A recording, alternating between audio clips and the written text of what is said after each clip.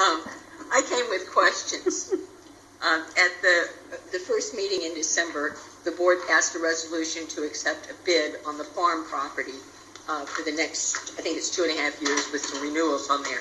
And I always listen to the commission meeting online, and it was to reap or sow and reap, which I'd never heard of, but that's not a big deal. But I got curious, so I went back to the agenda packet to see if there was more information there. And it just raised all kinds of red flags. My first concern with this is there appears to be a total lack of due diligence on this bid, because the bid does not match what the parameters were that were set out in the RFP. It says that it's going to reap and sow, but it's former Commissioner Mike Johnson who put the bid in. Former Commissioner Mike Johnson is not a registered agent for that company, and so I'm wondering if it's really to Mike Johnson or is it to sow and reap. The bid calls for 5 years of farming experience. Well, this was only incorporated 3 years ago, so there certainly should have been a question or two on that one. Are the references on there for the LLC, the sow and reap, for the company or for Mike Johnson? Because Mike Johnson would not be the legal tenant. Mike Johnson's not the registered agent, so can he commit to a contract on behalf of a corporation? Because there was nothing on there indicating that he'd been given that authority. The address on the bid is not the address of the corporation. Why not? If Mike Johnson is listed on there as the farm manager, if he disassociated with the company, who would be the contact person?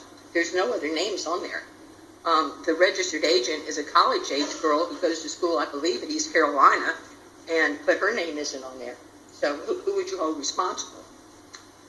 The proposed lease states that there will be no hunting, but given the history of Mike Johnson coveting that property for hunting is probably the main reason for the bid.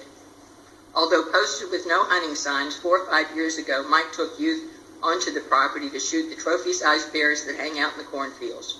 When it was reported in the newspaper, he said he was just doing a good thing for youth. Of the youth who hunted the property for 2 or 3 years, I was able to identify 3.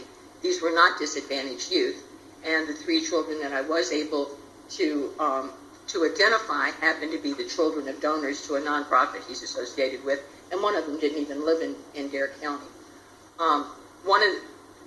Before that, he wanted to create a waterfowl impoundment on the property. I don't think there was ever a board vote to do so, but he moved ahead, and I think they got some engineering stuff done and stuff like that, and then it kind of went by the wayside. The bears on the landfill property are humongous because they're corn-fed. They hang out in those fields all the time.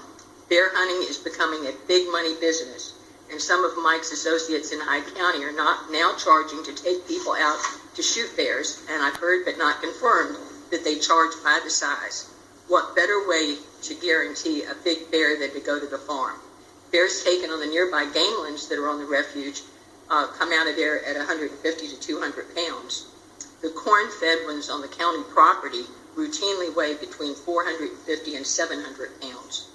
If this bid is accepted, there is no doubt that within the next year, he will be back to complain that the bears are eating the crops, so they need to do predator control. That prohibition on hunting can be changed at any time and by any board, so please don't leave that door open.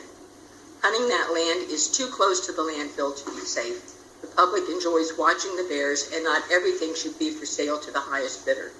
I respectfully ask that you reject the bid, even though it is more money, because in the end, we all lose. Thank you. Thank you.